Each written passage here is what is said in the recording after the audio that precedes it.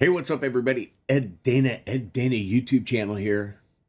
I hope everybody had a fabulous holiday and a Merry Christmas, and Santa brought you all those delightful things that you wished for. Maybe a new guitar, maybe a new speedboat, maybe a new whatever. But and New Year's right around the corner, so we're looking forward to a new year. I don't do too many videos these days. There's not much point in it for me, but there's something that I just got to address. I have to talk about. There are a lot of guitar channels out there, and I'm not knocking anybody, and it would behoove me to try and say that I'm right and they're wrong. This is just an opinion. But I'm watching these videos and I'm watching somebody explain how they have to buy like 20 guitars or something a year in the $250 range and make videos and reviews about them and then flip them to keep their channel viable. That's all well and good. Okay, that's a way to do it. You're buying a product, you're reviewing it, and then you're flipping it, and hopefully for a profit and not for a loss. And you're staying in a price market of the most of the stuff, swear to God, they're buying off of Amazon and Temu. Temu. But when you bring up the argument that nobody cares how much your guitar costs, now, in a way, that's correct. When you're standing up there on stage and you're playing, and if you're doing the job the way it should be done, and you're entertaining people, they don't give a rat's ass of what you paid for your guitar. They really don't. There will be a few people out in the audience who are knowledgeable enough about instruments or guitars. They will notice what you're playing, and then they'll have an opinion about it. Whether they say anything or not is another thing altogether. They probably won't because they honestly don't fucking care what you're playing.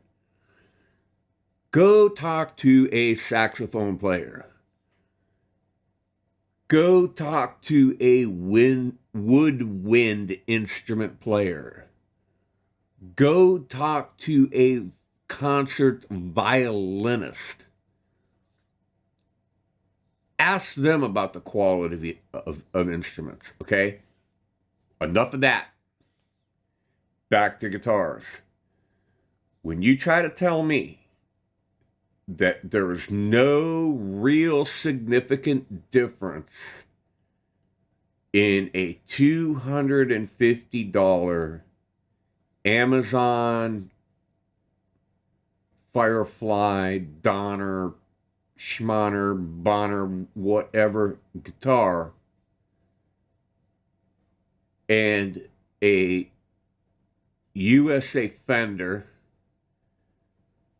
or a USA Gibson or a USA Martin, USA Taylor, made in Mexico Taylor, made in Mexico Fender, not Epiphone, not Squier. Think about this. First of all, a lot of the new quality instruments. Oh, see, I'm in a trap already. More expensive instruments. They've got a two-way truss rod. Okay. So there's actually two bars in there instead of just one. Sure, you can take that, steam that fretboard right off that neck and replace that truss rod. Why not? quality of the stainless steel of the frets. Okay, a lot of fenders, high price fenders are still nickel frets. They're not stainless steel. And frets wear out and you replace them. That's an everyday occurrence. That happens every day. That's it's like the brake pads on your car. They're meant to wear. But who's to say the quality of these stainless steel from a company that's manufactured in China? It could be such a low grade quality of stainless steel that the acid in your sweat could corrode and rust it. I used to work in a factory that made a swimming pool product that was a floating backboard with a full size, regulation size net. And you would use a basketball, and it was called pool shot. You'd play basketball with this floating net in your pool. And they were $1,500 or something for this pool shot outfit. They got low grade quality stainless steel one time on all the fasteners, and they rusted in the pools, and all that product came back. And I'm telling you what, that was a big problem for that company. All that pool shot stuff that got messed up. And I said, just take them back and replace the fasteners and clean them up and resell them. Well, they wouldn't do that. They scrapped them all. But anyway, next thing, quality of body material and neck material. When you buy something from Fender or Gibson or one of those companies, they'll specify Brazilian rosewood, Honduran mahogany, Indian rosewood. They'll specify the quality of the wood, and the wood is handled in a special way at the factory. It's not just trucked in, stacked in piles and sawed up, and it's gone through. Who knows what Chinese swamp ash is like, or they even have maple trees in China. I don't know. The quality of the bridge material. This is a big one. Bridge, saddles, bridges, and tail pieces and stuff. They'll be pot metal that if you hit it with a hammer, it'll break and crumble. It's pot metal. The blocks on the trem blocks are pot metal, or just really, really thin slivers of metal. But you can get a replacement for that and replace it, just like replacing that truss rod and replacing those frets. Nut material, bone versus plastic. Is camel bone better than Chinese swamp rat bone, or horse bone, or whatever lizard bone? I don't know, whatever animals they have over there. Machine heads. That's the first thing everybody swaps out on a guitar. Buy a guitar. Well, I changed out the machine heads. Okay. If you've done this a lot, then you've got a drawer somewhere full of Chinese tuning machines. Pickup quality. The grade of the wire, the diameter of the wire, the type of wire, the wire material.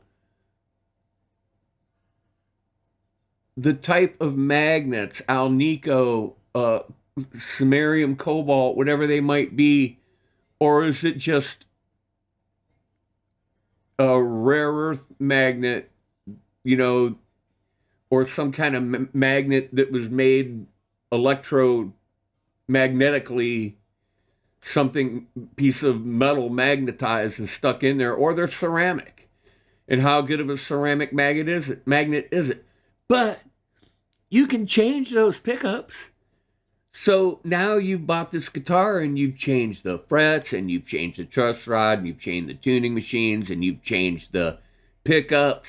Now you've got to look at the uh, switches. You know, that's another one, big one. Upgrade switches and pots. Whoa, you can buy this guitar for $200, and then for this amount of money, you can upgrade and buy Switchcraft or some other brand of switches and pots and put them in your guitar. Labor costs in America are high. I agree. But you're also paying a price for QC, quality control. And you're paying a price. A lot of people say you're paying for the name. You're paying for that. You're just paying for the name. That's all that money's for, the name. What comes along with that name is a reputation, and usually a reputation for quality. When was the last time you saw your favorite recording artist, guitar player? I'm going to say uh, Joe Satriani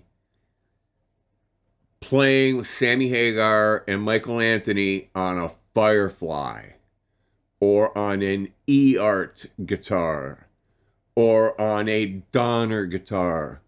When was the last time you saw Joe Bonamassa? Now, he does play Epiphones, or he's got a signature Epiphone. I don't know if he ever plays it on stage, because he's got so many freaking gold tops and bursts that more than anybody in the world. Why would he? But, when was the last time you saw him playing anything other than a Gibson or a Fender on stage? And what do you think he records with? You think he's saving the Epiphone for the recording studio? I don't think so. Now, to be fair, on the other hand, there's nothing wrong with buying these guitars for what they are. And if that's what you can afford, that's what you buy. But to claim that they are as good as the high quality instruments that we come to expect from Fender and Gibson, and are they overpriced? I will say, what isn't overpriced these days? Okay, when you want quality, okay, what isn't overpriced? Let me pose this to you. If you are a professional plumber, what brand of tools, wrenches, crescent wrenches, and pipe wrenches are going to be in your toolbox? Harbor Freight? Something from Big Lots? If you're a carpenter, what brand of tools are going to be in your toolbox? Are you going to have a power saw from a no-name power saw from Harbor Freight, or a no-name Sawzall from Power Freight? No. Harbor Freight? No. You're going to have a Milwaukee or a Makita or a DeWalt or something like that. Now it's popular to buy a few of the house brands, like from Lowe's, the Cobalt. I bought some of their stuff. It's not bad. But generally, I like to go, now that I'm just a homeowner and I'm not in construction anymore and I don't use I had a lot of Makita, older Makita stuff that when the batteries died, it wasn't worth replacing the batteries. It was just go buy something new. I bought Craftsman from Lowe's because I'm just using it around the house now. I'm not depending on it every day. And if it craps out, I just go buy another one. But at any rate, back to guitars. So why would you not just buy what you're looking for in the first place, a guitar with good machine heads, good frets, good body and neck materials, good switches and pots, a good two-way truss rod? Why wouldn't you just go ahead and buy a guitar with that stuff? And I'm not trying to like come say that anybody's wrong for what they do. I know a couple guys. I'm gonna call them out. Wicked Fester TR. This guy loves working on guitars, and he loves upgrading them. And in my opinion, he should actually, this should be his retirement business, is doing this for people, for money, because it is a valuable skill to be able to do that stuff properly. But I don't think he claims that they're, now maybe does, I don't know. But I wouldn't say that he claims that they're any better than, say, his best Gibson guitar. He might, because he practically turns them into Gibsons when he gets done with them. But that aside, I'm talking about your average guy or people. And these people that are telling you that these cheap Amazon guitars are as good as the stuff that you expect to be good, which is Fender, Gibson, Ibanez, Martin, Taylor. The list goes on. So that's it. It's video after video after video of this same old crap, and I just had to say something and voice my opinion, and wish everybody a Merry Christmas and Happy New Year when it comes along. Rest in peace, 100-year-old President Jimmy Carter. We lost him today, December 29th, 2024. So looking forward to 2025, and I'll see you all around on the tubes.